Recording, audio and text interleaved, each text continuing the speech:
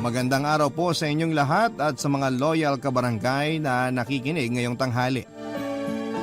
Itago niyo na lamang po ako sa pangalang Randy.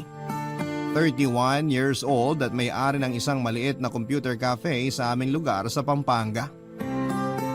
Papadudot, lahat daw po ng tao ay deserve ng second chance. Kung sakali man na nagkamali tayo, pero sa palagay ko po ay hindi ko deserve yon. Dahil napakalaki ng kasalanan ko sa taong walang ibang ginawa kundi ang ibigay ang lahat ng pangangailangan ko at siguraduhin magiging maganda ang buhay ko. Masasabi ko nga na napakaswerte ko dahil hindi ko nararanasan noon ang maghirap at lahat ng bagay na gustuhin ko ay nakukuha ko. Hindi naman po kami mayaman pero sagana ako sa lahat ng bagay na hinihiling ng bawat tao na magkaroon sila.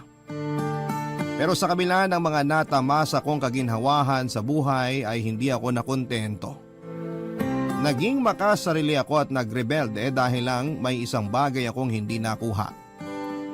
Marami akong nagawang kasalanan at maling desisyon sa buhay, ngunit sa tulong po ng mga taong nagmamahal sa akin ay nakamit ko ang second chance na inaasam ko.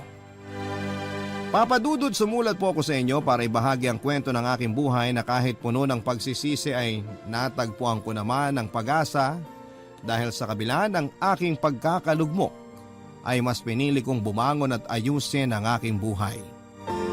Hindi lang para sa aking sarili kundi para na rin sa mga taong nagpapahalaga at nagmamahal sa akin. Higit sa lahat ay para sa aking ama na kung nasaan man ngayon ay hinihiling ko na kahit papaano ay maging proud sa akin. Papadudot, dating OFW po si Papa. At hindi po sa pagmamayabang pero hindi ko po naranasan ang maghirap dahil lahat ng pangangailangan ko ay naibibigay ni Papa. Sagana ako sa pagkain at mga material na bagay. Nakapag-aral ako sa isang exclusive school. May kasambahay din kami dahil nag-iisang anak lamang ako at ang mama ko po noon ay nagtatrabaho sa isang pagawaan ng bag sa Angeles, Pampanga. Araw-araw ay naiiwan ako sa bahay kasama ni Yaya Lita na itinuring ko na rin pong pangalawang ina. Natatandaan ko po noon na madalas mag-away sina mama at papa dahil nakukulangan si mama sa 30,000 pesos na pinapadala ni Papa kada buwan. Papadudot, 2 taon pa lamang po sa Qatar noon si Papa at ako naman ay 8 years old noong magloko si mama at sumama sa ibang lalaki. Samantalang naiwan naman po ako kay Yaya Lita. Papadudot, nang malaman ni Papa ang ginawa ni Mama ay hindi na po siya nagulat dahil nasa Pilipinas pa lang daw siya ay alam na niya ang pangangaliwa ni Mama. Pero pinakisamahan pa rin ni Papa si Mama sa takot na baka ilayo ako sa kanya ni Mama. Lumaki akong nasanay na si Papa at si Yaya Lita lamang ang pamilya ko. Pero hindi ko naramdaman na may kulang sa akin dahil busog ako sa pagmamahal at alaga nila. Pero dahil lumaki nga ako na hindi kasama si Papa ay nasanay ako na sa tuwing malungkot ako ay pinapadalhan niya ako ng mga material na bagay na talaga namang gustong gusto ko. Laruan man yan o mga damit. Dumating na nga sa puntong naging materialistic na ako, Papadudot. Hanggang sa nagbinata ako ay dala ko na ang pag-uugali kong yon. Tandang-tanda ko rin po yung araw na ibinalita sa akin ni Yaya Lita ang planong pag-uwi ni Papa na hindi ko gaanong nagustuhan.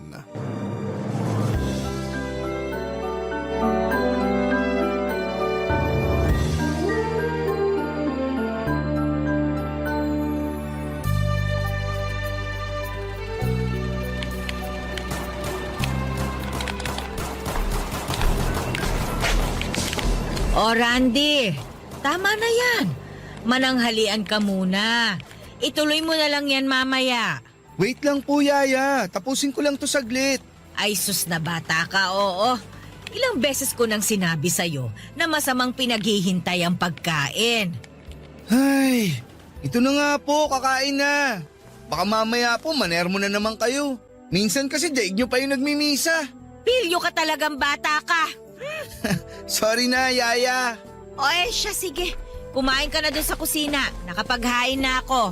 Sabayin niyo na po akong kumain. Talagang sasabayan kita at baka hindi mo na naman ubusin ang pagkain mo. Ay, oo nga pala. Tumawag sa akin ng papa mo kanina. Hindi ka raw niya makontak. Kako, paano? Busy ka sa paglalaro ng computer. Ano pong sabi ni Papa? Nabili na raw po ba niya ako ng bagong sapatos? Yung limited edition? Sabi niya pa-advance birthday gift niya po sa akin yun eh.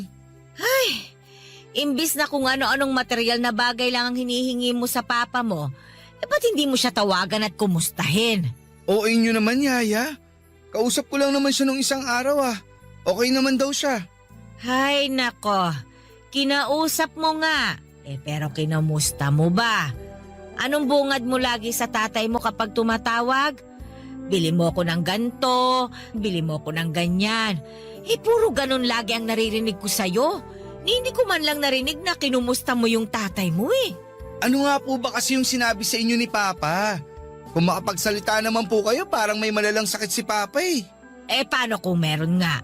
Sige, anong gagawin mo? Malakas pa sa kalabaw si Papa. Di naman po tatabla ng sakit yun. Ay, yan ang akala mo. Ang sabi sa akin ng tatay mo, uuwi na siya sa December kasi may nararamdaman na raw siya sa katawan niya. Ano naman daw yung nararamdaman niya? Baka rayuma lang po yun. Di ba po kapag tumatanda ganon? Sana nga'y simpleng rayuma lang. Naku, talaga naman itong batang ito. Hindi ka man lang ba nag-aalala sa tatay mo? Siyempre nag-aalala ako, Yaya. Kapag nagkasakit si Papa, di na siya makakapagtrabaho. Kapag di na siya nagtrabaho, di na niya ako mabibili ng mga gamit na gusto ko. Di na tayo makakakain. At saka sinong magpapasweldo sa inyo kung di na magtatrabaho si Papa? Ano ka ba naman, Randy? May sakit na nga ang tatay mo, yan pa rin ba ang iniisip mo? Sa lagay mas importante sa'yo ang luho mo kaysa sa kalusugan ng tatay mo. Sana naman wag puro sarili ang iniisip, Randy. Yaya, hindi lang sarili ko ang iniisip ko. Pati kayo. Tulad ng sabi ko, hindi kayo sa sweldo pag di na nagtrabaho si Papa. Kaya kapakanan nating dalawa ang iniisip ko. Ay nako, bahala ka na nga sa buhay mo. Papa Dudut, hindi na ako nakipagtalo pa kay Yaya Lita. May parte kasi sa akin na tinamaan sa mga sinabi niya. Pero mas pinili ko na baliwalain yon at hindi na rin naman ako mananalo sa pakikipagdebate kay Yaya. Kapag ganong seryoso na siya, siguradong hindi ako mananalo.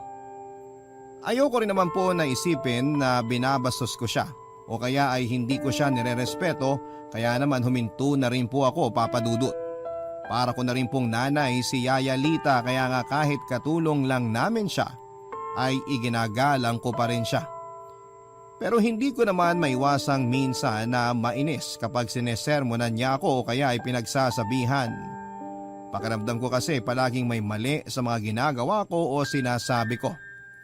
Isang beses kasi na nagkasagutan kami noon ni Yaya Lita ay nagalit siya at ilang araw niya akong hindi pinansin.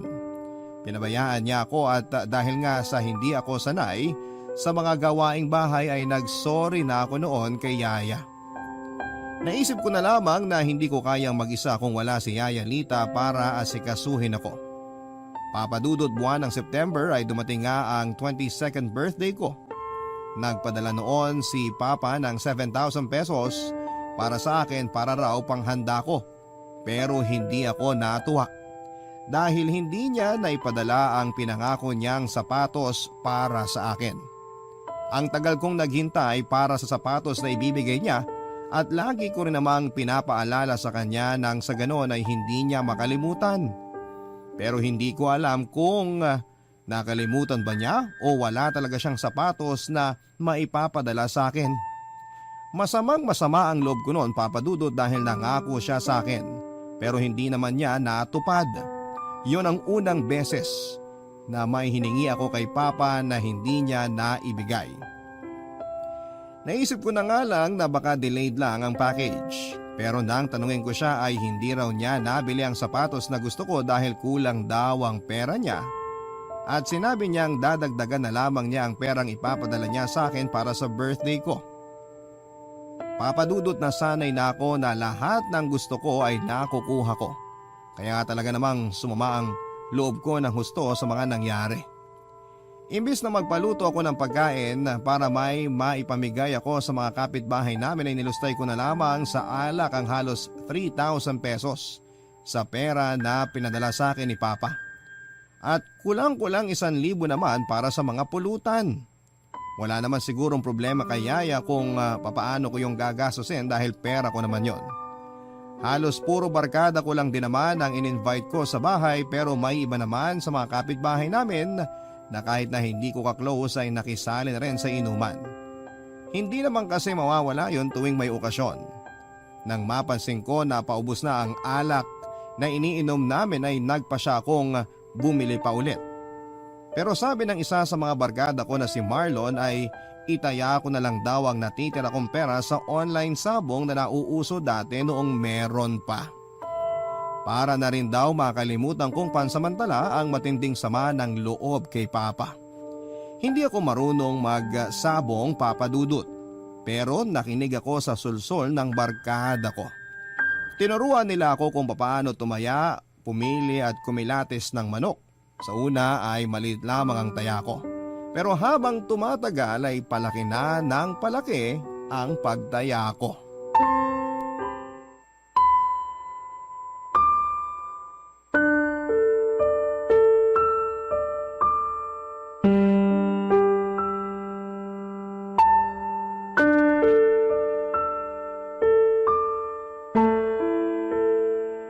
Yan, sige! Panalo na naman tayo nito, Randy! Malakas pumalo tong manok natin! Oo nga tol, mukhang araw natin ngayon. Pang-apat na panalo na natin to eh. Halos nabawi ko na yung mga pinusta natin kanina. Oo, di ba? Sabi ko naman sa'yo mag-enjoy ka rito. Ako nga yan lang libangan ko sa amin eh. Tol, nangihina na yung kalaban. Sure win na naman tayo. Isang malakas na palo na lang, bagsak na yan. Hala tol, ba't parang nangihina yung manok natin? Anong nangyayari? Ha? Liwanagan mo nga ng konti itong cellphone mo. Yan, nakatodo ng brightness yan. Putik na yan. Bakit? Anong problema? Tinamaan pala sa kilikili yung manok natin, pre. Patay na to, wala na to. Ha? Paano yung pinusta ko?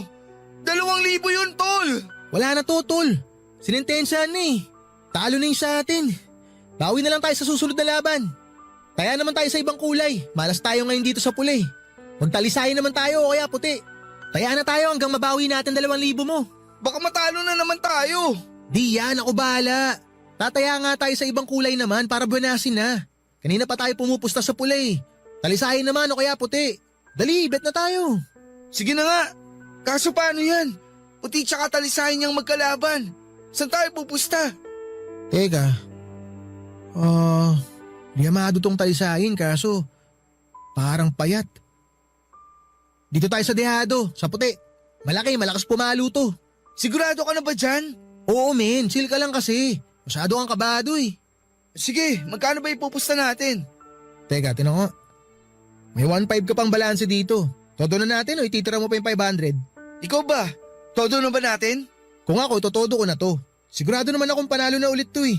Bawi itong 1.5 mo. O sige na nga, bet mo na yan. Okay. Oh, sandali ah.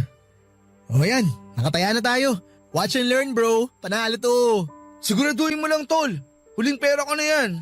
Pag natalo pa tayo rito, wala na akong pantaya. Huwag kang mag-alala, goods to. Oh yan, nagsimula na. Yun oh, lupit pumalo. Nakita mo yun, tol? Nakita mo? Grabe, solid, men. Oo tol, kitang-kita ko. Oh, di ba? Sabi ko naman sa'yo, panalo to eh. Grabe, isang palo lang, bagsak agad yung talisayin. Oo nga, ang galing. Ano ba naman yan, Randy? Anong oras na ang iingay nyo pa? Tsaka ano ito? Akin na nga yan? La, Uy. Yaya, akin na yung cellphone ko. Abay, lintik kang bata ka. Kailan ka pa natutong magsabong, ha? Yaya, katuwaan lang naman to. Birthday ko ngayon oh. Wala naman sigurong masama kung sumubok ako ng ibang bagay.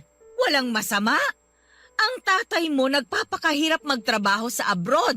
Tapos ikaw wala kang pakundangan kung magwaldas ng pera? Ano bang akala mo? Pinupulot lang ng tatay mo sa tabi-tabi ang perang pinapadala niya sa'yo? Ano ka ba naman, anak? Abay, maawa ka naman sa tatay mo. Ano ba yan? Ang KJ nyo naman manang lita eh. Kaya nga nag-abroad si Tito Larry para maibigay niya lahat ng gusto ni Randy. Tapos ngayon pagbabawalan niyo siya, nagastusin yung perang pinadadala sa kanya ng papa niya? Huwag ganun, Manang Lita, malabo yun. Hoy Marlon! Hindi ka ang kausap ko ha? Umuwi ka na nga! Kahit kailan talaga hindi ka magandang impluensya sa alaga ko. At ikaw naman Randy, umakyat ka na sa kwarto mo. Matulog ka na. Bukas ko na ibibigay itong cellphone mo.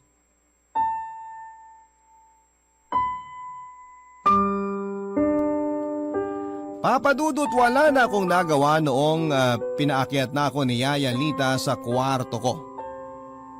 Katulong lang naman namin siya pero pamilya na ang turing ko sa kanya at isa pa, siya ang matanda. Kaya naman sinunod ko na lamang siya at ayaw ko na rin namang makipagtalo dahil aabutin lamang kami ng 1 oras sa pagdedebate. Ugali pa naman ni Yaya na hindi siya nagpapatalo, Papadudot. Lalo na kung sa tingin niya ay tama siya. Marami-rami na rin akong naiinom at ramdam kong umiikot na rin ang paningin ko kaya naman gusto ko nang magpahinga. Umuwi na rin naman si Marlon kaya wala nang sense na magstay pa ako sa sala. Suray-suray akong umakyat noon sa hagdanan papunta sa kwarto ko habang si Yaya Lita naman ay naiwan sa ibaba para magligpit ng mga kalat namin. Hula ko rin ay pinauwi na ni Yaya ang ibang mga bisitang naiwan para mag-inom dahil tahimik na ang bahay. Hindi ko na naririnig ang maingay nilang pagkwekwentuhan.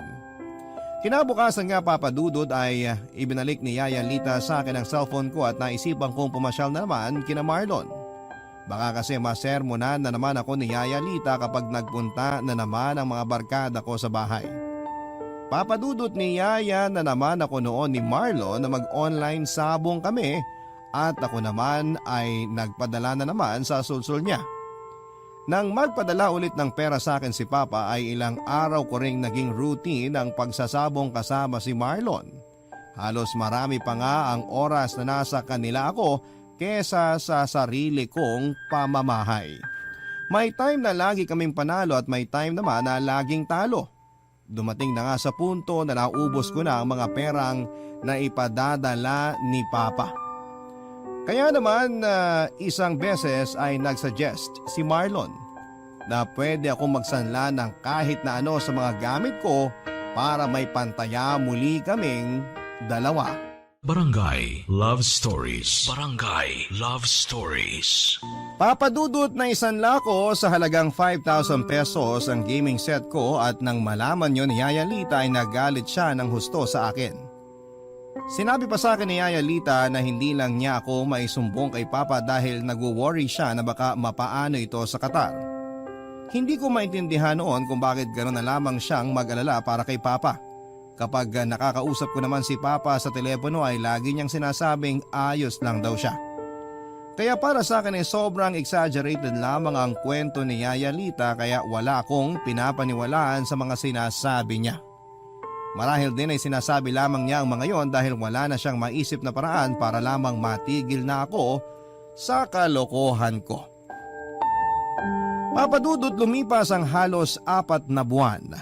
Sobra akong na-addict sa pagtaya sa online sabong na dumating na sa puntong hindi ko na maawat ang sarili ko sa pagtaya. Hindi na rin sumasapat sa akin ang mga pinapadalang pera ni Papa dahil nauubos ko ang lahat ng yon. Kaya naman nangungutang na ako sa mga kakilala kong online sabongero. May ibang ayaw akong pautangin dahil hindi pa nila ako kilala. At baka takbuhan ko lang daw sila. Pero may iilang sabongero naman na kahit hindi ako kilala ay agad akong pinautang dahil alam nilang nasa abroad ang Papa ko. Nung una ay nakautang ako ng 5,000 hanggang sa nagsunod-sunod na ang paglaki ng mga nauutang kong pera. Kapag hindi naman ako pinalad na makautang ng pera ay magsasanla ako ng kahit na ano sa mga gamit ko o gamit sa bahay na pwedeng maisanla. Appliances, gadgets at kung ano-ano pa. At hindi ko namamalaya na unti-unti ay nauubusan na pala kami ng gamit sa bahay. Sarado na rin ang tenga ko para makinig kay Yaya Lita sa tuwing pinapagalitan o pinagsasabihan niya ako. Ako na ang nag-alaga sa'yo simula nang iwang ka ng nanay mo. Itinuring na kitang parang tunay na anak. Tapos, ganyan lang ang sasabihin mo sa akin? Ang kulit nyo kasi. Tutubusin ko nga yung mga gamit kapag nagpadala na ng pera si Papa. Kaso napupurnada kasi isang buwan na siyang di nagpapadala. Gumawa ka ng problema tapos ano? Nangutang ka ng pera at nagsanla ng mga gamit. Tapos ngayon, ang mga pinaghirapan ng papa mo, ang gagawin mong pambayad? Kung may sarili ka lang trabaho, hindi kita pakikialaman. Pera mo yun eh. Hindi ko na problema kung saan mo gustong ubusin ang pera mo. Pero ang ipangsugal mo ang perang pinapadala sa iyo ng papa mo at isanla ang lahat ng gamit na pinaghirapan niyang ipundar. Abay, yan ang hindi ko pwedeng baliwalain na lang. Ba't ba ako magtatrabaho? Nag-iisa lang naman akong anak niya at kaya naman mag-provide ni Papa para sa akin. Hayaan niyo siya magtrabaho. Hindi ko na alam ang sasabihin ko sa iyong bata ka.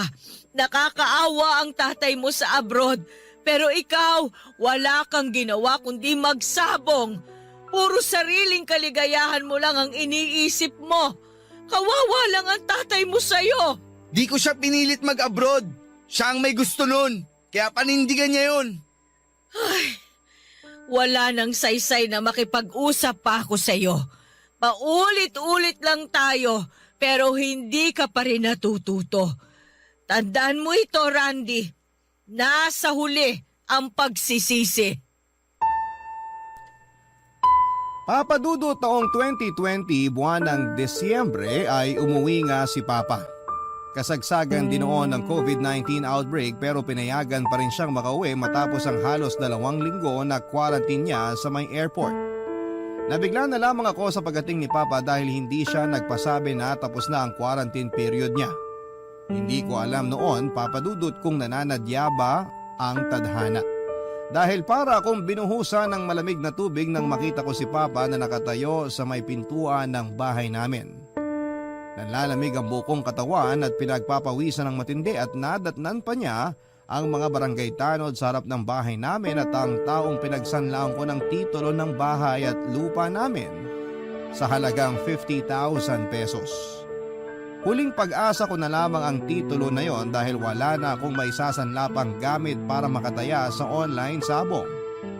Papadudot, nagwawala noon ang lalaki na pagsanlaan ko ng titulo at pilit na kinukuha ang original copy nito.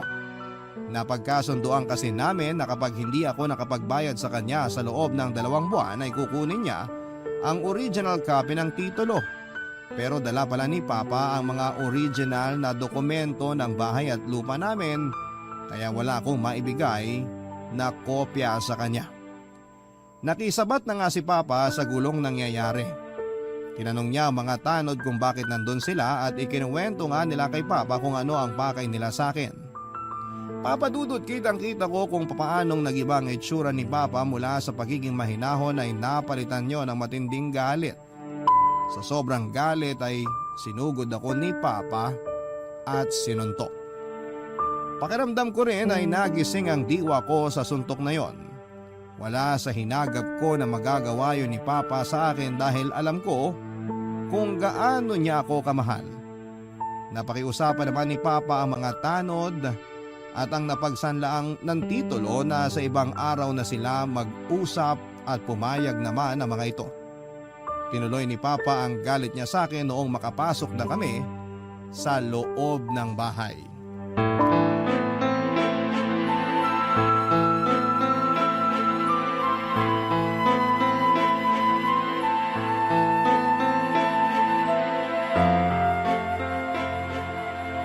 Totoo bang sinabi nila? Sumagot ka, Randy! Makinig ka muna sa akin. Magpapaliwanag ako. Oo o hindi lang isasagot mo! Totoo ba? Ay, Larry! Ay, nandito ka na pala. Maupo ka muna at huminahon ka. Pag-usapan nyo ng mahinahon yan ni Randy. Makakasama sa iyo ang magalit ng husto. Kaya kalmahin mo yung sarili mo. Ano ko kakalma kung ganito ang abutan ko? Kaya sumagot ka, Randy! Tinatanong kita! Totoo bang sinanla mo ang titulo ng bahay at lupa natin? Larry, huminahon ka muna. Mamaya na kayo mag-usap. Huwag ka muna makialam dito, Lita! Kinakausap ko tong anak kong walang hiya! Pero makakasama sa iyo ang magalit ng husto. Pakiusap naman, Larry. Mamaya nyo na pag-usapan yan. Magpahinga ka na muna. Alam ko na pagod ka rin sa biyahe. Sinabi ko huwag ka muna makialam dito! Ano? Pagtatakpan mo na naman ba ang anak ko? Matagal mo na bang alam ang tukol dito? Oo. Pero hindi ko na sinabi sa'yo dahil nga alam kong nag-aalala kasi ako sa'yo eh. Kung sakaling nalaman mo kagad, baka kung mapano ka naman habang nasa Qatar ka. Hindi ko gustong pagtakpan ang ginawa ng anak mo. Pero kapakanan mo lang ang iniisip ko. Hindi, Rita! Ang tagal niyo akong pinagmukhang tanga! Halos magganda ko ba ako sa pagtatrabaho sa Qatar dahil gusto ko maibigay lahat ng pangangailangan ng anak ko. Pero nilulustay niya lang pala lahat ng pinagpaguran ko sa mga walang kakwenta-kwentang bagay. At alam mo lahat ang nangyayari pero hindi mo sinabi sa akin! Naku. Patawarin mo ako, Larry. Ayoko lang naman na may mangyaring masama sa'yo habang malayo ka sa amin eh. Ipinagkatiwala ko sa iyo ang anak ko! Ba't di mo siya napigilan? Ang laki ng tiwala ko sa iyo na mababantayan mo siyang maigi! Pero pinabayaan mo siya mapariwara! Pa, tama na! Oo na! Oo, sinanla ko ang titulo ng bayat lupa natin. Pero photocopy lang yung binigay kong kopya sa kanya. Nasa inyo pa rin naman ang original kaya atin pa rin tong bahay. Di nyo kailangan magalit kay Yaya. Dahil ako ang mapilit at di ako nakinig sa kanya. Walang iya ka! Nangangatwiran ka pa! Alam mo bang, dugot pawis ang ipinuhunan ko para sa bahay na to! Tapos, Larry! Pa! Larry! Larry, ano ba nangyayari sa'yo? Larry, tulungan ninyo kami! Ano nangyayari kay Papa? Tulungan ninyo kami! Randy, tumawag ka ng tutulong sa atin! Maghanap ka ng sasakyan, dalian mo! Kailangan nating dalhin sa ospital ang papa mo! Yaya, may sakit ba si Papa? Larry! Larry! May sakit ba siya sa puso? Ano? Masaya ka na ba? Papa mo ang magiging kapalit ng lahat ng kalokohang pinaggagawa mo! Sinabihan na kita eh! Pero hindi ka nakinig! Yaya, di ko alam na may sakit si Papa. Di ko alam. Alam mo na may dinaramdam ang papa mo. Pero mas importante sa'yo ang sarili mo. Ang mga luho mo. Makasarili ka, Randy! Makasarili ka!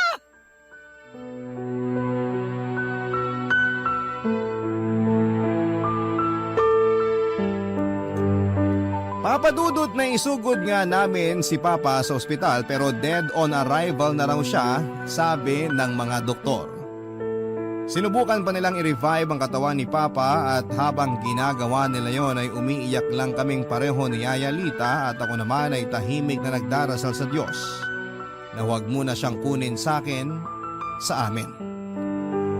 Gusto ko pa siyang makasama ng matagal at gusto kong humingi ng tawad sa kanya. Kahit pa araw-araw akong humingi ng tawad sa kanya ay gagawin ko. Basta mabuhay lamang si Papa. Gusto kong bumawi sa kanya, Papa Dudut. Gusto kong itama ang lahat ng pagkakamaling nagawa ko sa kanya at kay Yaya Lita. Halos napahagulhol kaming pareho ni Yaya nang umabot na sa halos 18 minutes na nire-revive nila si Papa at wala pa rin po itong response. Nagpatuloy pa rin ang mga doktor sa pag-revive kay Papa pero matagal at halos kalahating oras na ay huminto na sila at sinabing wala na silang magagawa pa. Nakiusap pa kami ni Yaya sa kanila na kung pwede ay ulitin nila ang pag-revive kay Papa pero yun na raw ang pinakamahabang oras na pwede nilang gawin sa procedure na yon. Papa Dudut, para akong binuhusan ng malamig na tubig nang sabihin ng mga doktor na wala na nga si Papa. Naisip ko na marahil ay galit ang Diyos sa akin dahil hindi niya dininig ang panalangin ko na mabuhay si Papa. Pero ako ang may kasalanan. Bakit si Papa ang kailangang magbayad sa lahat ng pagkakamali ko? Bakit hindi na lamang ako pinarusahan ng Diyos?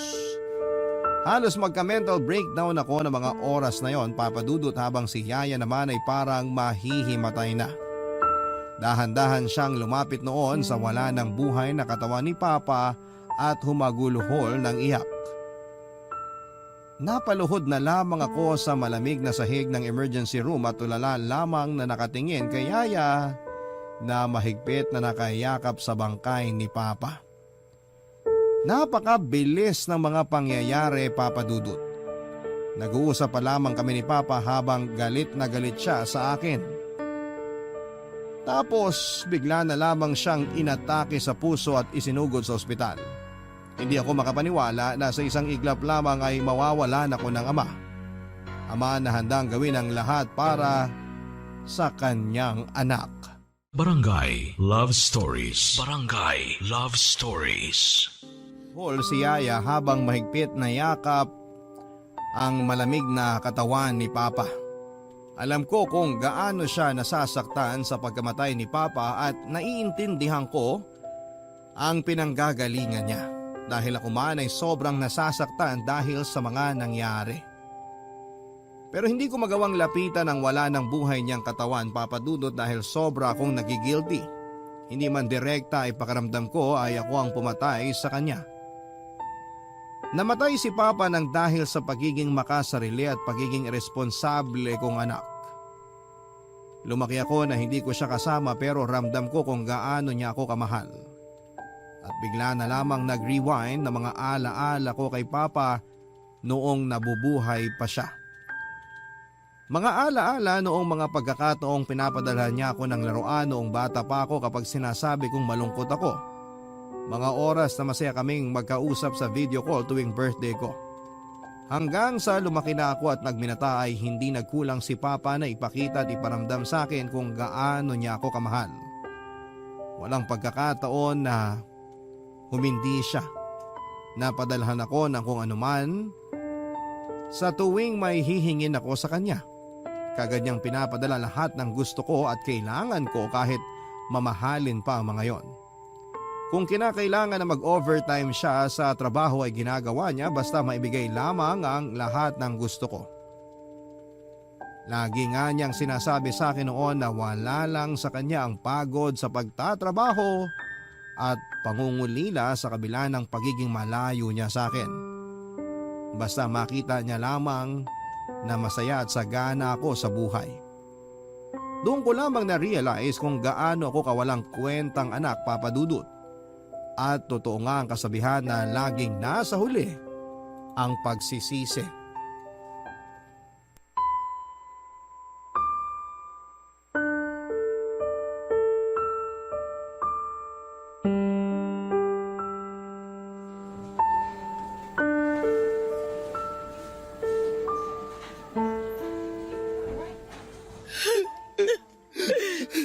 Nakita mo na ang ginawa mo.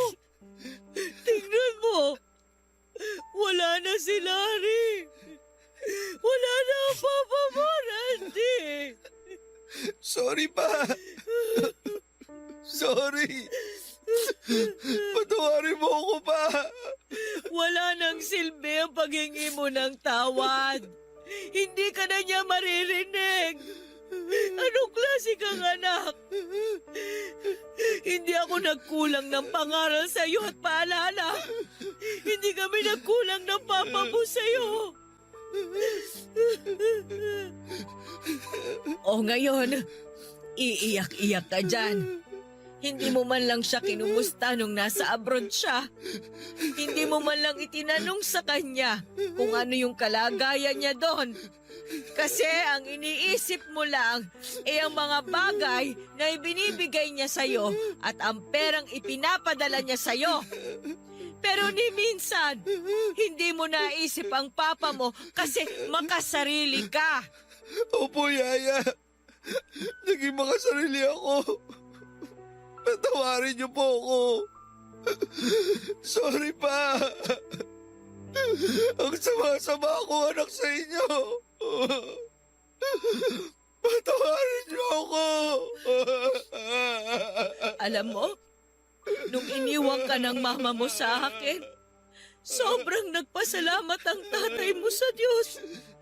Kasi kung pati raw ikaw ay nawala sa kanya, baka hindi na talaga niya kayanin. Lagi ring sinasabi sa akin ng papa mo na hindi niya hahayaang makaramdam ka ng pagkukulang sa pagkatao mo. Kaya pinunan niya lahat ng puwang na iniwan ng mama mo. Pero malas niya lang na ikaw ang naging anak niya. Dapat talaga, isinama ka na lang ng nanay mo nung umalis siya. Hindi nararapat sa tatay mo ang magkaroon ng anak na katulad mo. Kaya nga nagsisisi na po ako. Sana mapatawad niyo pa po ako ni Papa. Alam kong huli na para humingi ako ng tawad. Pero paulit-ulit po akong hihingi ng tawad sa kanya. Hindi ganun kadali yon, Randy. Na kapag humingi ka ng tawad ay maaayos na ang lahat. Hindi ganun yon. Hindi yan pambura na kapag nakagawa ka ng pagkakamali, mabubura mo. Alam ko po na malaki ang kasalanan ko. Pero sana po mapatawad niyo ako. Hindi ko gusto mamatay si Papa. At lalong di ko gusto na mawala ng ama. Nagkakaganyan ka lang kasi wala ka nang lulustayin na pera. Wala nang magbibigay sa'yo ng mga bagay na gusto mo. Hindi mo man lang ba naisip ang sakripisyo ng papa mo para mabigyan ka ng magandang buhay? Nakuha mo pa talagang ipagmalaki na para sa'yo naman ang ginagawa niya? Oo nga, para sa'yo. Pero hindi mo pinahalagahan at sinayang mo lang. Naiintindihan ko na po lahat, Yaya. Singsisi po ako ngayon dahil di ko talaga alam na aabot sa ganito. Kung nakinig lang po ako sa inyo noon. Sinabi ko na sa'yo noon pa na laging nasa huli ang pagsisisi. Pero hindi ka nakinig. Ano pa ba ang magagawa ng paghingi mo ng sorry ngayon? May babalik ba niya ng buhay ng papa mo? Babangon ba siya sa kinahihigaan niya ngayon? Hindi, Randy! Hindi! Sinayang mo lang lahat ng sakripisyo ng papa mo para sa'yo! Masyado ka nagpalamon sa mga makamundong bagay at nagpadala sa buyo ng barkada mo na wala namang naidulot na maganda sa'yo. O nasan sila ngayon? Yung barkada mong nandyan lang kapag may pakinabang sila sa'yo, pero sa oras ng pangangailangan, hindi mo malapitan. Tanggap ko na po lahat ng mga pagkakamali ko. Sana bigyan niyo po ako ng chance na itama ang lahat ng yun. Ano pa ang silbi? Wala na ang papa mo. Magbago ka man, huli na ang lahat. Hindi na niya makikita ang pagbabagong sinasabi mo. Yaya, please. Nagmamakaawa ako sa inyo. Tulungan mo ako. Wala na si Papa. Ikaw na lang ang meron ako.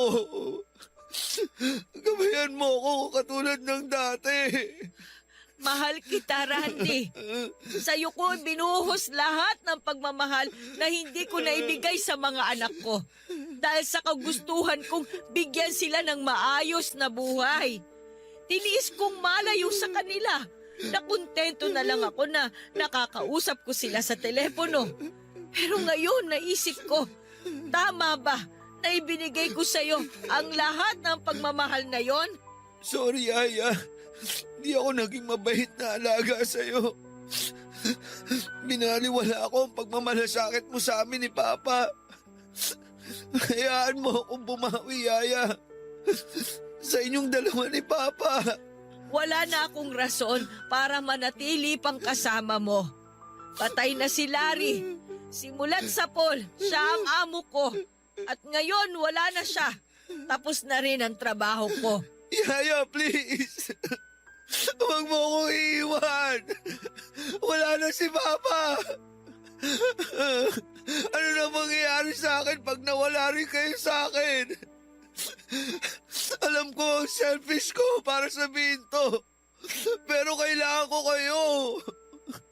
Di ko kaya mag-isa, Yaya. Matanda ka na. Matuto kang tumayo sa sarili mong mga paa.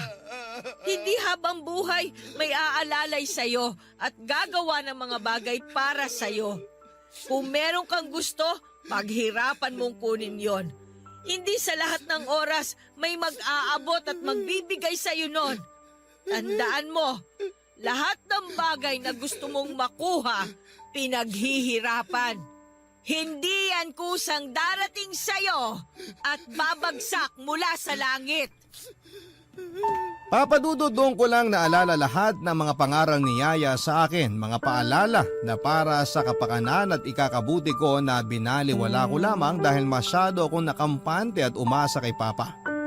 Napakawalang kwenta kong anak at ni hindi ko man lang nasuklian ang lahat ng sakripisyo at pagmamahal niya para sa akin. Papadudo 3 araw din pong naiburol si Papa bago siya tuluyang nailibing. Matapos ang libing niya ay nagmukmuk lamang ako sa bahay at nawala na ako ng gana sa lahat ng bagay. Hindi ko magawang kumain o uminom man lang ng tubig. Madalas lang din po akong nakatulala sa kawalan o kaya naman ay inaalala ang mga araw na lagi akong tinatanong ni Papa kung ano ang gusto ko. Mga araw na lagi niya ring sinasabi na mahal niya ako na gagawin niya ang lahat para sa akin. Pero sa ngayon, Papa Dudut, ay hindi ko na maririnig ang boses ni Papa habang sinasabi ang mga katagang yon. Isang bagay na lamang ang gusto ko at iyon ay ang bumalik siya. Pero alam kong napaka-imposible nang mangyari. Sinabi ko sa sarili ko na hindi na ako hihingi ng kahit na ano basta bumalik lamang siya. Pero sa huli na-realize ko na wala na talaga siya at hindi na maibabalik pa. Kung sana ay nakinig lamang ako kay Yaya Lita, hindi sana kami umabot ng ganito. Kung sana ay nakontento lamang ako sa kung ano ang kayang ibigay ni Papa, hindi sana nangyari ito. Kasalanan ko ang lahat, Papa Dudut. Ako ang dahilan kung bakit namatay si Papa at walang ibang dapat na sisihin kundi ako. Mga ilang buwan din akong wala sa sarili at parang mababaliw na dahil paulit-ulit kong naaalala ang huling alaala kay Papa bago siya namatay. Pero laking pasalamat ko na hindi ako iniwan ni Yaya Lita at nanatili siya sa tabi ko sa kabila ng mga nagawa at nasabi ko sa kanya noon, Papa Dudut.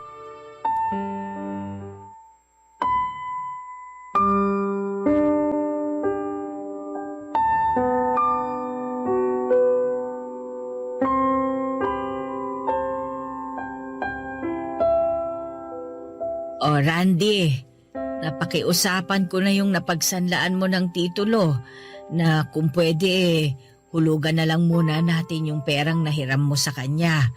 May tubo na 10% kada buwan, pero ayos na rin. Kesa naman hindi tayo makabayad at tuluyan na nating ibigay sa kanya ang bahay at lupa. Salamat, Yaya. Salamat kasi di niyo ako iniwan. Sinabi ko na naman sa iyo, hindi ba? Parang anak na ang turing ko sa'yo. Ipababayaan ba naman kita? Ay, sorry sa lahat ng mga nasabi ko sa inyo noon, Yaya. Sorry kung naging masamang anak ako at hindi ako nakinig sa lahat ng mga pangaral niyo sa akin.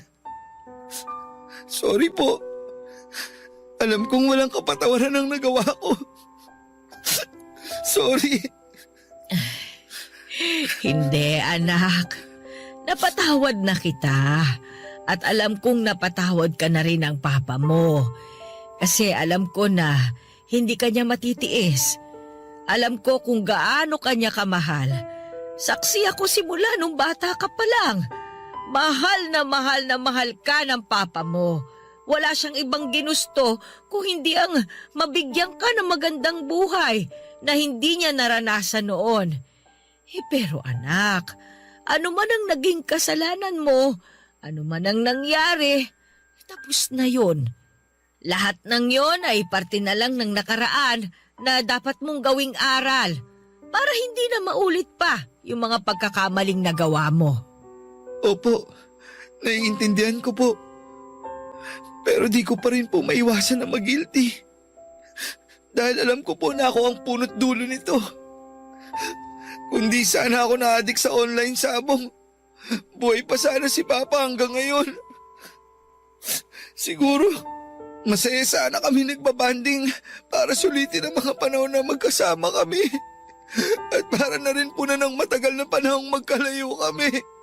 Anak, nagkasala ka man, ang importante ay nagsisi ka na at hindi mo na uulitin pa ang mga pagkakamali mo. Magsilbing aral sana ito sa'yo dahil balang araw, magkakaroon ka rin ng sarili mong pamilya at mararanasan mo kung paano maging isang ama. Natatakot akong bumuo ng pamilya, Yaya. Paano kung di ko magampanan ang obligasyon ko sa kanila? Paano kung mangyari din sa mga magiging anak ko ang nangyari sa akin? Kaya nga dapat, ituruan mo silang maging mabuting anak. Gawin mo ang lahat ng makakaya mo para hindi mangyari sa kanila ang mga dinanas mo. Itama mo lahat ng pagkakamali mo dahil alam ko na kung nasaan man si Larry ay makikita niya pa rin ang gagawin mong pagbabago. Ito na lang ang tanging magagawa mo para makabawi sa kanya kahit pa wala na siya. Opo, Yaya. Ayusin ko po ang buhay ko para sa oras na magkaroon na ako ng sarili kong pamilya. Handa na ako. Gagawin ko ang lahat para sa kanila. Kagaya ng kung paano ginawa ni Papa ang lahat para sa akin. Tama. Ang nakaraan mo ang magsisilbi mong inspirasyon para baguhin ang sarili mo. Siguro naman hindi mo nagugustuhin bumalik sa ganong klaseng buhay, ano? Pero may isa pa akong paalala sa'yo. Ano po yun? Hindi lang material na bagay ang batayan para maipakita mo ang pagmamahal mo sa iyong pamilya o sa ibang tao. Mas mainam pa rin na ipakita at iparamdam mo yun sa gawa.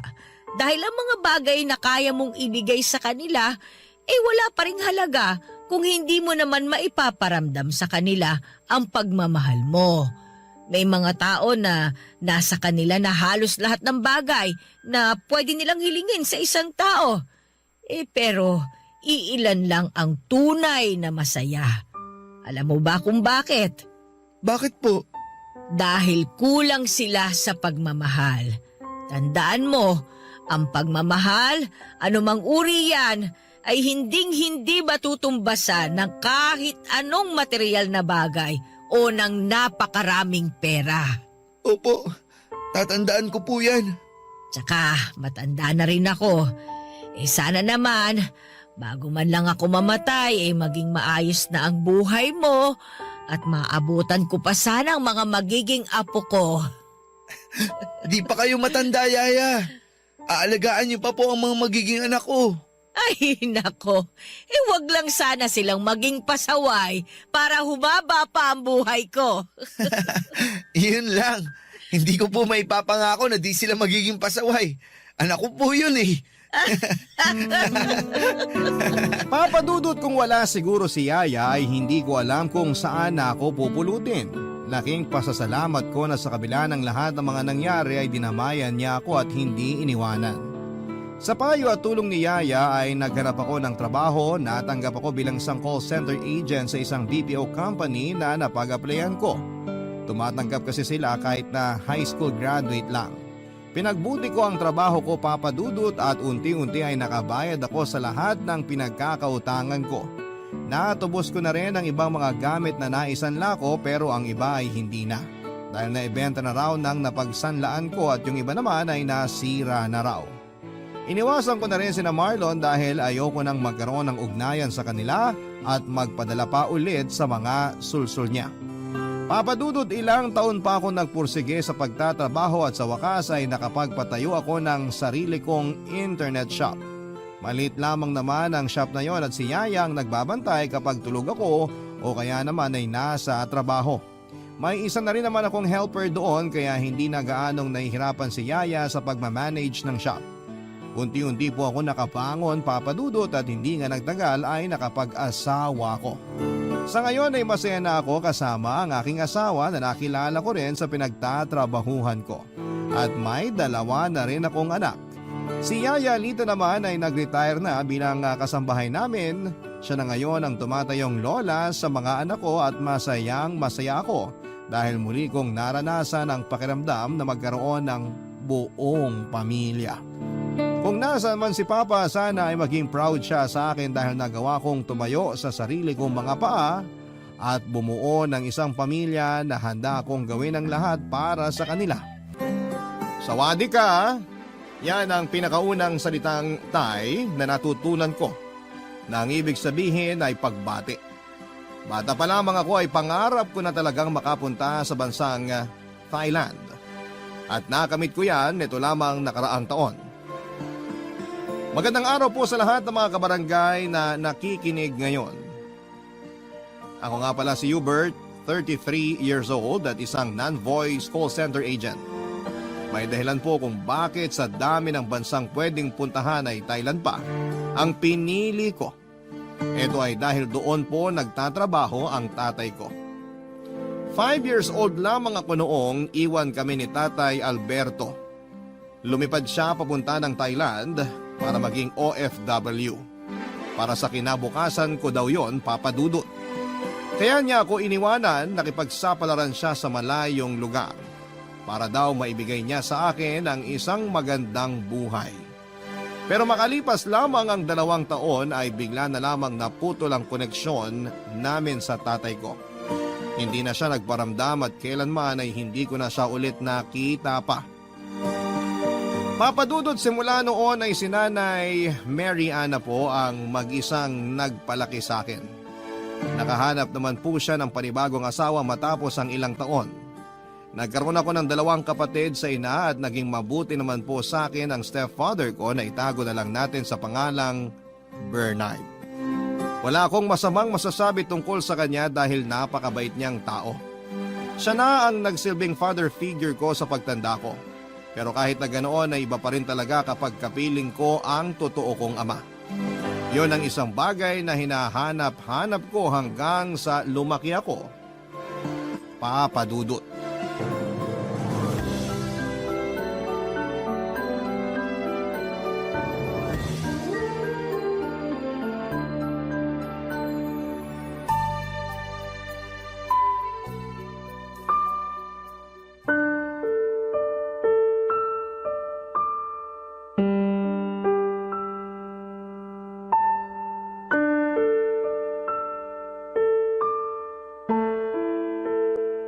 Nay, may tanong po ako. Oh, ano ba yon? Anong gagawin mo kung isang araw, bigla na lang pumasok dyan sa pinto si tatay? Anong ibig mong sabihin? Araw-araw naman pumapasok dyan ang tatay mo ah. Hindi po si tatay Bernard ang tinutukoy ko, kundi si tatay Alberto. Hubert, hanggang ngayon ba naman? Umaasa ka pa rin sa pagbabalik ng tatay mong yon? Opo, wala naman pong masama dun, di ba? Tsaka isa pa, tatay ko yun. Alangan naman kalimutan ko na lang siya basta. Hindi na siyang tatay mo ngayon. Si Bernard na ang tatay mo. Siyang nagpalaki sa'yo. Siyang nag-alaga sa'yo. Siya ang pumalit sa pwesto na iniwan ng tatay mo simula nung hindi na siya nagparamdam. Alam ko naman po yun, pero syempre, iba pa rin naman kapag... Wala nang pero-pero. Kalimutan mo na yung lalaking yon. Kapag narinig ka ng tatay Bernard mo, ano na lang ang iisipin niya? Hindi ko naman po sinasabi na ayaw ko kay tatay Bernard. Gusto ko lang naman na makita ulit si tatay kahit na iniwan na niya tayo. O para saan pa? Para mapanatag ng isip ko. Dami ko po kasing katanungan hanggang ngayon eh. Napapatanong ako, paano kung hindi na lang nag-abroad si tatay? Ano kaya ang buhay na meron tayo ngayon? Imbis na sayangin mo ang oras mo sa kakaisip ng mga bagay na imposible nang mangyari, isipin mo na lang ang kinabukasan natin. Wala kang mapapalang sagot sa mga tanong na ganyan dahil wala na nga ang tatay mo. Kaya nga tinatanong ko kayo kung isang araw bigla na lang bumalik si tatay, ano pong gagawin nyo? Wala. Paanong wala? Hindi nyo siya papansinin? Hindi. O para saan pa ba? Iniwan niya tayo kaya wala na siyang karapatang bumalik pa sa buhay natin. Pero paano nga kung... Hindi ko na nga siya tatanggapin. Hindi na siyang mahal ko. Si Bernard na. Hindi na siya ang asawa ko, hindi na siya ang tatay mo. Tatay ko pa rin siya, kahit anong sabihin nyo. Tatay mo na nang iwan sa'yo. At saka bakit mo ba iniisip yung taong yun? Baka nga may sarili ng pamilya ngayon yun eh. Nakakalungkot naman kung ganon. Ibig sabihin nun, hindi talaga niya tayo mahal. Kaya nga wag mo na siyang pag-aksayahan ng oras. Hindi niyo po kasi magets yung punto ko bilang anak eh. Gusto ko lang naman makita ulit yung totoong tatay ko. Hindi mo rin magets yung punto ko bilang magulang. Kami ni Bernard ang nagpalaki at nag-alaga sa'yo. Tapos sasabihin mo sa akin na gusto mong makita yung Alberto na yon? Hindi pa ba naman sapat, anak, yung mga ginawa namin para sa'yo? At kailangan mo pang hanapin yung totoong tatay mo? Hindi naman po sa ganon. Malaki po ang pasasalamat ko sa inyong dalawa ni Tatay Bernard, pero... Eh, gano'n naman pala eh. Magpasalamat ka na lang. Huwag ka nang gumawa pa ng gulo. Tahimik na nga ang buhay natin, guguluhin mo pa. Nagtatanong lang naman po ako sa mga posibleng mangyari sa hinaharap. Sinagot ko na yung tanong mo, kaya pwede ba? Tigilan na natin tong usapang ito. Oo na. Mag-aral ka, maghanap ka ng trabaho. Yun ang atupagin mo. Hindi yung hinahanap mo pa yung taong wala namang kakwenta-kwenta. Isang katanungan lang naman ang gusto kong masagot. Kaya ko gustong makitang muli ang tatay ko. Bakit hindi na niya kami binalikan pa? Simula noong hindi na siya nagparamdam ay yun na po ang katanungang bumabagabag sa isipan ko. Nangako siya sa akin noon at hanggang ngayon ay nakaukit pa rin sa alaala ko ang mga pangakong yon. Kaya naman labis ang tampo ko sa tatay ko dahil pinabayaan niya kaming mag-ina. Hinayaan niya akong lumaki na iba ang ama. Hindi niya tinupad ang mga pangako niya sa akin na mabigyan ng maayos na kinabukasan. Simula noon, Papa Dudut, ay pinangako ko sa sarili ko na mag-iipon ako ng pera para makapunta sa Thailand para hanapin ang tatay ko. Sinikap kong mag-aral para makapagtapos at makahanap ng maayos na trabaho. Nang mapasok ako sa BPO industry ay sinimulan ko na ang paghahanap sa tatay ko, Papa Dudut. Ang problema ay wala akong kakilala ni isang kamag-anak mula sa father's side ko. Ayaw din namang magkwento ni nanay tungkol sa buhay ni tatay, kaya wala talaga akong alam sa kanya maliban na lamang sa mga natitirang ala-ala ko sa tatay Alberto ko. Habang nag-iipon ng pera ay unti akong nagkaroon ng interes sa Thailand. Ang kultura nila, pananalita at maging ang mga palabas. At kung ano pa ay inaral ko, Papa Dudut. Nagkaroon din po ako ng ilang kaibigan mula sa bansang yon sa pamamagitan ng social media. Isa na rito si Vivian na noong nakilala ko ay OFW siya sa Thailand, Papa Dudut.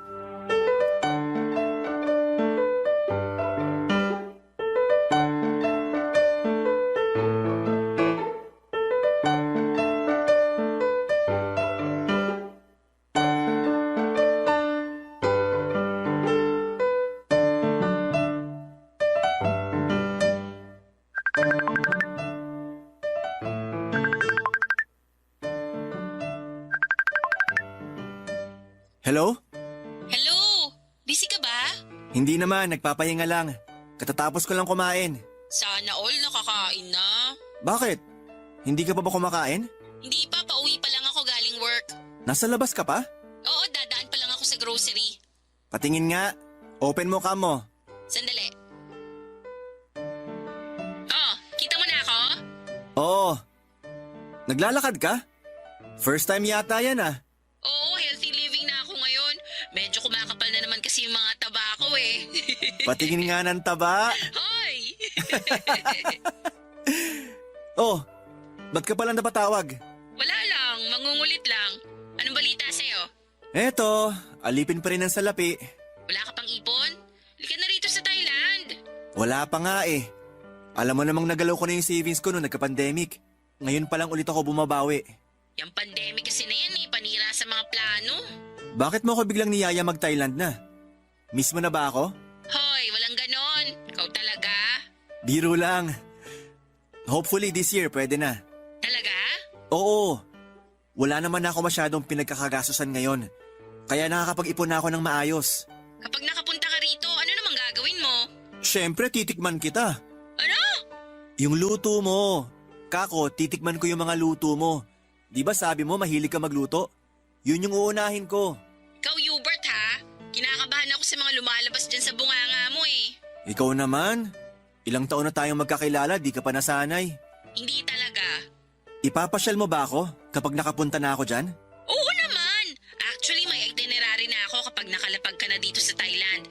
Pagdating mo pa lang, may bibisitahin na tayong resto. Ipapatikim ko sa'yo yung paborito kong Thai food dito. Nakaka-excite naman yan. Kaya bilisan mo nang mag-ipon. Huwag kang gastador dyan. Eto na nga, nag-iipon na nga ulit. Gusto ko na talagang makapunta dyan. Ano pang balita sa tatay mo? May nakuha ka na bang impormasyon tungkol sa kanya? Wala pa eh. Ayaw naman magkwento ni nanay. Tuwing binubuksan ko yung usapan tungkol sa tatay ko, nagagalit siya. Wala ka bang kontak sa mga kamag-anak ng tatay mo? Wala eh. Ni isa wala akong kilala sa side ng tatay ko. Ang hirap naman yan. Paano ka maghahanap ng tao dito sa Thailand kung wala kang ka-idea kung saang lupalop siya mahahanap? Yun nga eh. Siguro Diyos na ang bahala sa akin dyan. Kung gusto niya kaming pagtagpuin na mag-ama, magkikita talaga kami. Paano kung hindi kayo magkita? Okay lang. At least nakita kita, di ba? Huwag kang mag-alala. Hindi masasayang ang effort mo kapag nagpunta ka rito. Aasahan ko yan ha. Oo naman!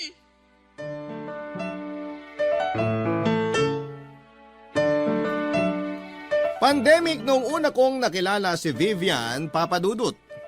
Inad lamang niya ako noon sa Facebook at doon na po nagsimula ang pagkakaibigan namin. Dahil naka-work from home at hindi rin makalabas ng bahay ay binigyan ko ng oras si Vivian. 5 years na siya noong nagtatrabaho sa Thailand bilang performer. Dati siyang miyembro ng isang dance group na sinubukang hanapin ng swerte sa ibang bansa katulad ng ginawa ng tatay ko.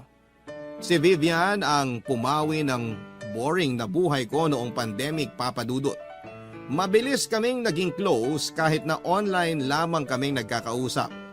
Minsan sa isa't isa kami naglalabas ng mga problema namin sa buhay.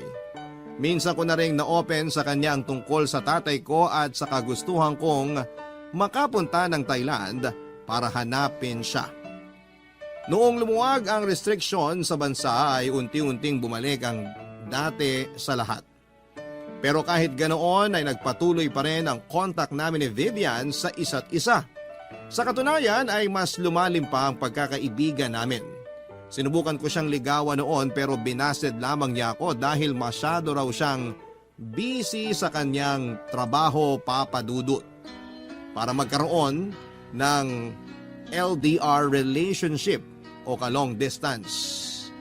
Ganon pa man ay mas lumakas ang hangarin kong makapunta sa bansang Thailand dahil 2 taon na ang gusto kong makita doon.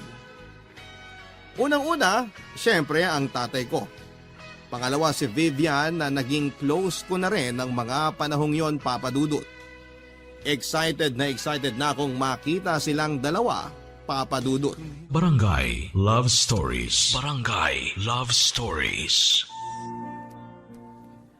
Papadudot, sakto lang po ang monthly income ko sa trabaho ko para matustusan ang mga pangangailangan ng pamilya ko. Nag-aabot ako ng pera sa mga magulang ko at nag-aabot din ako para sa pag-aaral ng mga kapatid ko kaya medyo nahirapan ako makapag-ipon muli lalo na noong nagkaroon ng pandemic ay nasimot ang savings ko. Kinailangan ko talagang maghigpit ng sinturon noon para makaipon ng pambili ng ticket ko papunta sa Thailand. Lagi akong nagbabaon sa trabaho ko at umiiwas na kumain sa mga restaurant at fast food. May sarili din po akong tumbler para hindi ko na kailangan bumili ng ticket kapag nasa labas ako. Binansagan nga po akong pot-pot sa trabaho dahil sobrang kuripot-kuraw. Pot-pot, kuripot. Totoo naman yon, Papadudot, dahil sa kagustuhan ko makapunta sa Thailand ay hindi na nga po ako bumili ng bagong damit. Katwiran ko hanggat na isusuot ko pa ng maayos sa mga damit ko ay tuloy lamang ako sa paggamit ng mga yon. Hindi rin ako sumasama sa mga galaan kahit na lagi akong inaaya ng mga katrabaho at kaibigan ko. Nililibang ko na lamang ang sarili ko sa pamamagitan ng pagtambay sa labas ng bahay namin. Kung minsan ay nakikipaglaro na lamang ako ng basketball sa covered court malapit sa amin pero kalimitan ay si Vivian ang pumapatay ng oras ko. Hanggang netong nakaraang taon na nga ay nakapag-ipon na ako ng pera para sa 3 araw na pagdalaw ko sa Thailand. Wala akong ibang sinabihan nito, Papadudot, kundi si nanay lamang.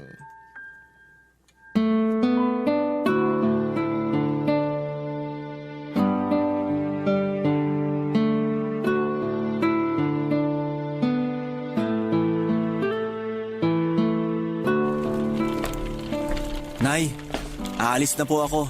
Oh, saan ka pupunta? Bakit may dala kang maleta? Di ba nabanggit ko na to sa inyo noon? Magbabakasyon po ako. Ah, ngayon na ba yon? Opo, nakabili na ako ng ticket. Mamaya na ang flight ko. Flight? Teka, saan ka ba pupunta? Sa Thailand po. Thailand? At ano naman ang gagawin mo ron? May bibisitahin akong kaibigan, si Vivian. Si Vivian ba talaga ang pakay mo doon o may iba pa? Bakit po? Sino pa bang pupuntahan ko doon? O sino pa ba? O di walang hiyamong ama. Sa tingin nyo nasa Thailand pa siya hanggang ngayon? Aba malay ko, wala naman akong pakialam na sa taong yun. Yun naman pala eh. Bakit nyo pa tinatanong kung si tatay bang pakay ko sa Thailand kaya ako pupunta doon? Bawal ba magtanong? Gusto ko lang malaman kung nahanap mo na siya kaya mo biglang naisip na pumunta ng Thailand. Di ka naman lilipad ng ibang bansa para lang sa babaeng nakilala mo sa Facebook eh. Huwag kayong mag-alala. Wala pa akong impormasyon tungkol kay tatay. Pero tama kayo. Isa siya sa mga rason kung bakit ako pupunta ngayon doon. Magbabakasakali ako na mahanap ko siya. Nagsasayang ka lang ng pera. Kung yan pinambili mo ng ticket pinambili mo na lang ng pagkain, di sana nabusog pa tayo. Pera ko naman yung gagamitin ko eh. Kaya desisyon ko pa rin kung saan ko gagamitin yon. Anong gagawin mo kapag nahanap mo na yung taong yon? Tatanungin ko siya kung bakit niya tayo iniwan. Tatanungin ko siya kung kilala pa ba niya ako. Kung naaalala pa ba niya na may anak siya sa inyo. Tatanungin ko siya kung bakit niya tayo kinalimutan. Ang dami mong alam. Hindi ka na lang makontento sa kung anong meron ka ngayon. Huwag po kayo mag-alala. Kapag nagkita kami ni tatay, hindi ko naman siya pipiliting bumalik sa buhay natin. Abay dapat lang. Masyado na makapal ang mukha niya kapag nagpakita pa siya sa atin. O maiba tayo. Itong Vivian na ba to talagang pupuntahan mo sa Thailand? Sino ba talaga yan? Girlfriend mo na ba yan? Hindi po. Kaibigan ko lang yon. Niligawan ko dati kaso ayaw naman sa akin. O tapos pupuntahan mo? Mana ka talaga sa tatay mo no? Pareho kayong tanga? Si nanay naman oh. Girlfriend lang ba ang pwedeng dayuhin? Kaibigan ko rin naman siya kahit binasted niya ako. Tsaka matagal na naming pinaplano to. Ay di bahala ka. Gawin mo kung anong gusto mo sa buhay mo. Buhay mo naman yan Sige po, mauna na po ako. Baka malate ako, traffic pa naman. Saan ka ba sasakay niyan? Magta-taxi na lang ako. O siya sige, mag-ingat ka. Ano pong gusto niyong pasalubong? Kahit ano, bahala ka na. Basta makabalik ka lang na maayos, ayos na sa akin yon. Sige po. Bibilhan ko kayo ng ref magnet. Bahala ka. Kahit natutol ay wala din naman pong nagawa si Nanay Mary Ann dahil nasa wastong gulang na ako nang mag-decide ako para sa sarili ko. Isa pa ay pera ko rin naman ang ginagamit ko para sa bakasyon na yon papunta ng Thailand. Pagdating sa airport ay sobra-sobra ang kaba ko dahil first time ko lamang lumabas ng Pilipinas. Kinakabahan ako noon na baka ma-offload ako sa immigration. Uso pa naman noon ang mga napapabalitang kababayan nating na-offload ng walang rason. Kaya naman bago pa magpunta sa airport ay nakahanda na talaga lahat ng documents ko, Papa Dudut. May hirapan na kasi akong makapag-ipon ulit kapag nasayang lang ang ticket ko para sa trip na yon. Mabuti na lamang at mabait ang immigration officer na natapat sa akin. Matapos nga ang mahabang pilahan at interview ay pinayagan din akong lumabas ng bansa. Sobrang excited ako noon dahil first time ko lamang sumakay ng eroplano. Mas higit ang excitement ko dahil makikita ko na sa wakas ng personal si Vivian at magkakaroon na rin ako ng chance na hanapin ang tatay ko sa Thailand. Mabilis lang ang naging biyahe ko, Papa Dudut. Wala rin palang pinagkaiba ang Pilipinas sa Thailand dahil mababait din ang mga tao doon. Halos pareho lang din ang klima. Sa airport pa lang ay sinundo na ako ni Vivian at matapos ang mahigit 3 taon ay nagkita rin kami sa wakas ng personal.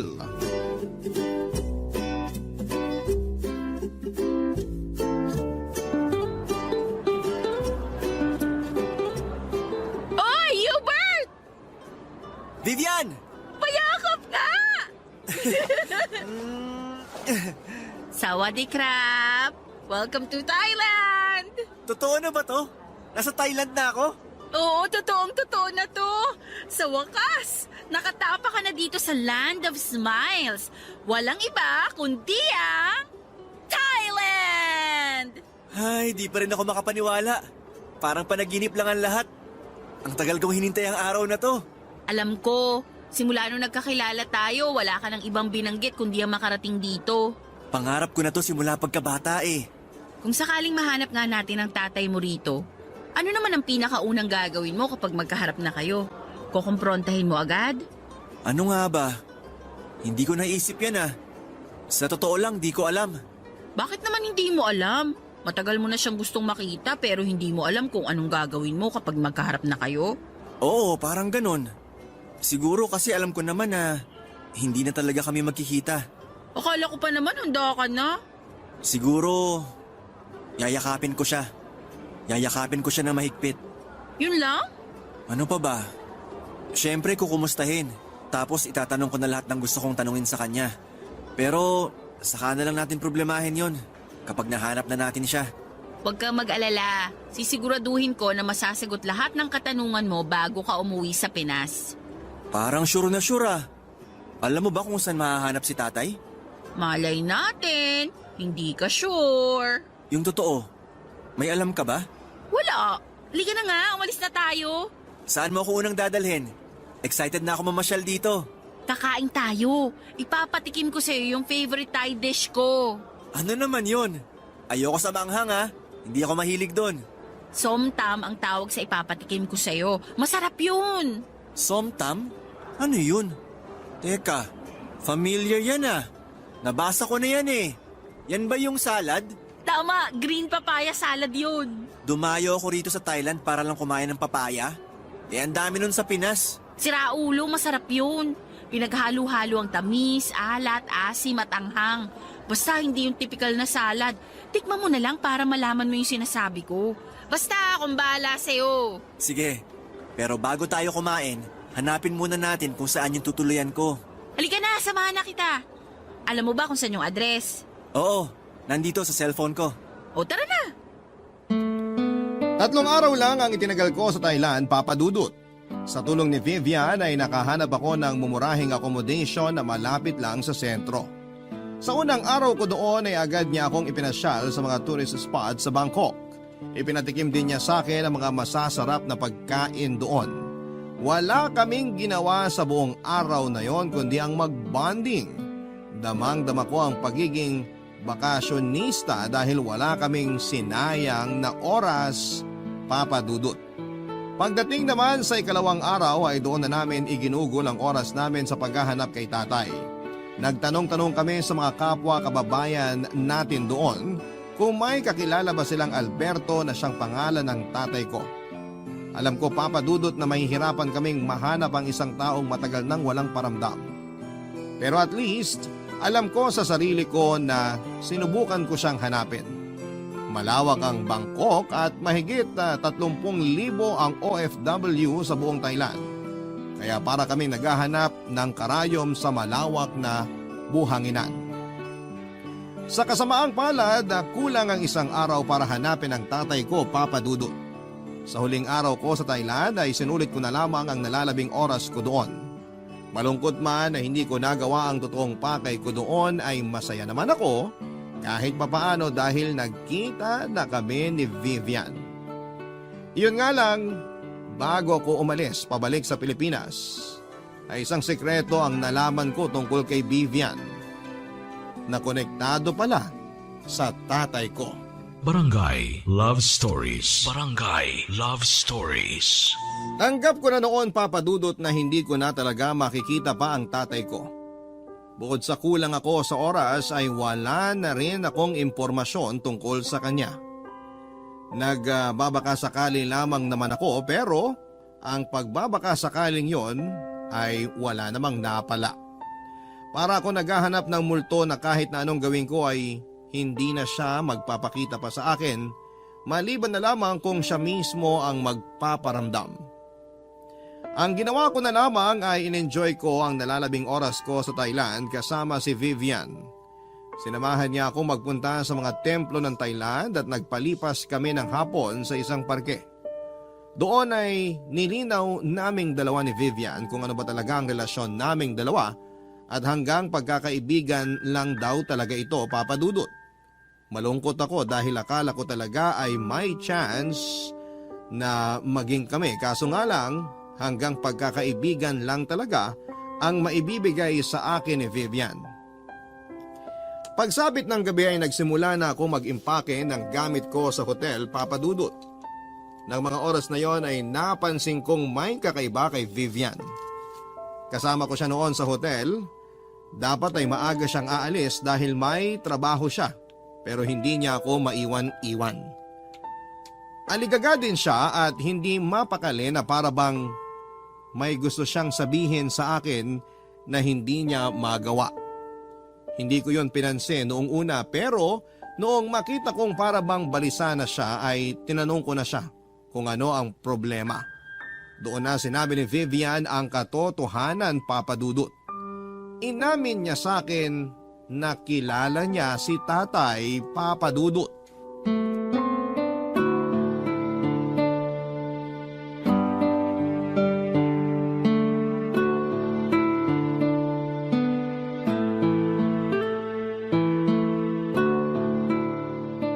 Hoy, okay ka lang ba? Kanina ka pa paikot-ikot dyan. Hindi ka mapakali? Okay lang, wag mo akong intindihin. Akala ko ba uuwi ka ng maaga ngayon? May trabaho ka, di ba? Aantayin lang kitang makasakay bago ako umalis. Mamaya pa ako aalis. Baka maliit ka niyan sa trabaho. Basta, mag-impake ka na lang dyan. Ang weird mo ah. Nalulungkot ka siguro kasi uuwi na ako. Ang totoo niyan, may gusto sana akong aminin sa'yo eh. Ano yun? Paano ba? Huwag kang magagalit sa akin ah. Bakit nga? Ano ba yung sasabihin mo? Kilala ko ang tatay mo, Hubert. Ha? Paano nangyari yun? Magkatrabaho kami dati. Totoo ba? Yung tatay ko na matagal ko nang kinukwento sa'yo? Kilala mo siya? Oo. Nakipagkilala ako sa'yo dahil sa tatay mo. Planado yung pag-add ko sa'yo sa Facebook. Kinaibigan kita kasi gusto kitang makilala. Gusto kong makilala yung anak na laging kinukwento sa akin ng tatay mo. Pero bakit ngayon mo lang ito sinasabi? Ngayong paalis na ako. Hindi ko kasi alam kung paano ko sasabihin sa'yo eh. Hindi ko alam kung ako ba dapat ang magsabi sa'yo nito. Pero ayokong umalis ka na walang napala rito sa Thailand kaya bago ka umuwi, gusto kong malaman mong totoo. So alam mo kung saan mahahanap ang tatay ko? Wala na siya rito sa Thailand. Nasaan siya? Nakauwi na ba siya ng Pinas? Bago ko sagutin yan, may ipapakita muna ako sa'yo. Ito yung last picture naming magkasama. Sandali. Hanapin ko lang sa phone ko. Eto. Nagkaroon kami ng group picture bago mag-pandemic. Nasaan si tatay dyan? Siya yung nakapula. Nakapula? Babae yung nakapula. Siya yan, Hubert. Pinalitan ni Alberto ang pangalan niya. Dumating yung araw. Lena na ang gusto niyang itawag namin sa kanya. Ano? Hindi kita maintindihan. Trans woman ang tatay mo. Yan ang dahilan kung bakit natakot siyang magpakilala sa'yo. Nahiya siyang malaman mo na ang tatay mo isa ng babae. Natakot siya na baka hindi mo siya matanggap. Paano? Teka sandali. Bakla ang tatay ko? Oo. Dito siya sa Thailand nag-transition. Yun bang dahilan kung bakit hindi na siya bumalik sa amin? Hindi. May iba pa siyang rason kung bakit hindi na siya umuwi sa Pinas. Ano? Hindi ko kasi alam kung dapat ko bang sabihin to eh. Sabihin mo na, Vivian! Nahuli niyang may lalaki ang nanay mo. Nalaman niya na may iba siyang lalaki kaya naghiwalay silang dalawa. Inayawan ng nanay mo ang tatay mo, kaya hindi na siya bumalik pa. Sandali lang. Totoo ba itong mga sinasabi mo? Paano ko makakasiguro na hindi ka nagsisinungaling? Hindi pa ba sapat tong picture naming dalawa? Hindi mo ipinaalam sa akin na kilala mo pala si tatay. Tapos ngayon sasabihin mo ang mga bagay na to? Na bakla siya? Na nagloko si nanay kaya nawalan ako ng ama? Kung totoo nga mga sinasabi mo, nasa na siya ngayon? Gusto ko na siya magpaliwanag ng lahat ng to, hindi ikaw.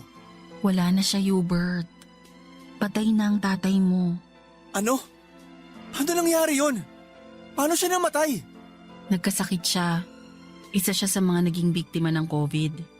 Pero, hindi pwede to. Patay na ang tatay ko. I'm sorry kung ngayon ko lang nasabi ang lahat ng to sa'yo. Isa lang ang alam ko, Hubert. Mahal na mahal ka ng tatay mo.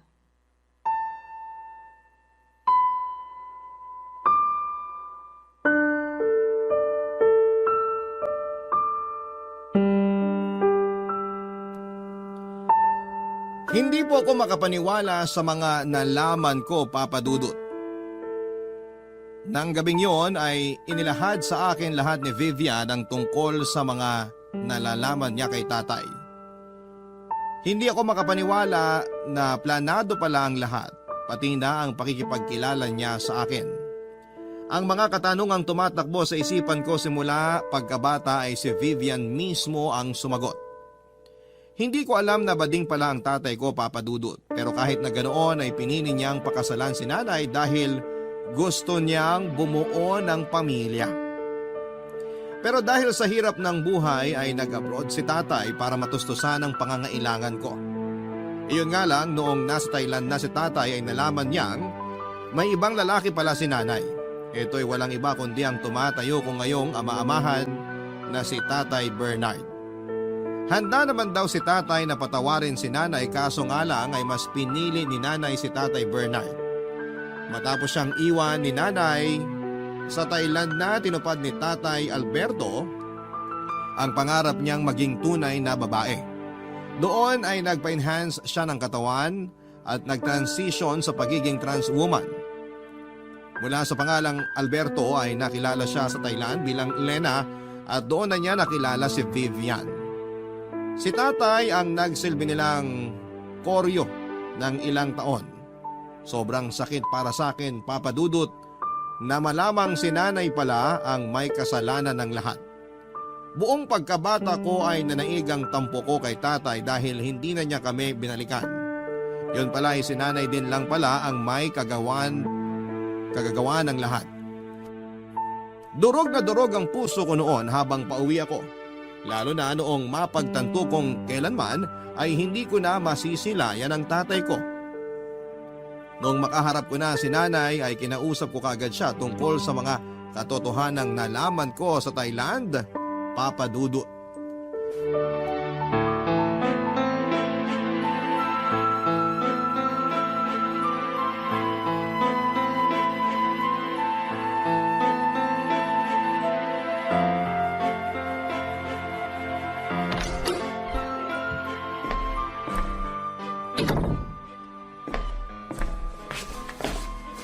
Nandito ka na pala. Kumusta naman ang Thailand? Nay, alam mo ba? Alam ko ba ang ano? Napatay na si tatay? Ano ba pinagsasabi mong patay na? Nasa labas ang tatay mo. Ang totoo kong tatay ang tinutukoy ko. Alam mo ba napatay na si Tatay Alberto? Ha? Patay na siya? Ay anak, hindi ko alam. Hindi ko naman nabalitaan yan. Na-COVID siya sa Thailand. Paano mo naman nalaman yung balitang yan? Hindi na yun mahalaga. Ang mahalaga, alam ko na ang lahat. Pati na ang mga ginawa mo noon. Anong ibig mong sabihin? Alam ko na ang rason kung bakit hindi na bumalik pa sa atin si tatay. Niloko niyo siya, Nay. Ano bang pinagsasasabi mo? Hindi ba totoo na noong bata pa ako, nahuli kayo ni tatay na may ibang lalaki? Nung nabuko niya ang pinaggagawa niyo, kayo nakipaghiwalay sa kanya. Wala akong lalaki. Nakipaghiwalay ako sa kanya bago ako naghanap ng iba. Bakit niyo nagawa yun, Nay? Hindi niyo ba naisip na dahil sa ginawa niyo, nawalan ako ng ama? Anong nawalan? Eh may pumalit naman kagad sa kanya.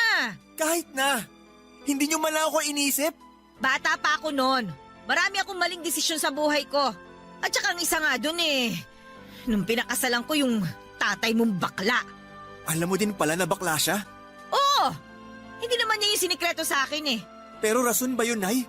Para lokohin si tatay? Bading siya pero minahal niya kayo. Kayo ang pinili niya para bumuo ng pamilya. Tapos ganun ang gagawin niyo sa kanya?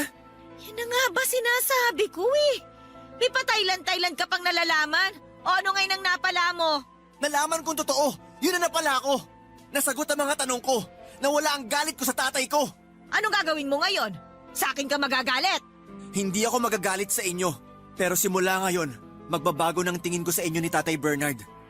Hindi ko naman hawak ang puso nyo eh. Hindi ko mapipili kung sinong lalaki ang mamahalin nyo. Pero sana, naisip nyo man lang ako. Wala ka na magagawa kasi tapos na ang lahat, Hubert. Sa halip na magbabad ka dyan sa nakaraan, Ayusin mo na lang ang buhay mo. Hindi na natin may babalik pa ang mga nangyari noon. Pero maaayos pa natin yun ngayon. Kung sana nung bata pa lang ako, ipinaliwanag yun na kung anong nangyari, di sana wala na tayong problema ngayon. Pero anong ginawa nyo? Iniwan nyo na nga si tatay. Itinanim nyo pa sa isipan ko na pabaya talaga siyang ama. Na iniwan niya tayo at kinalimutan. Kahit ang totoo, kayo naman palang dahilan ng lahat. Pasensya ka na ha. Magalit ka na sa akin kung gusto mo magalit.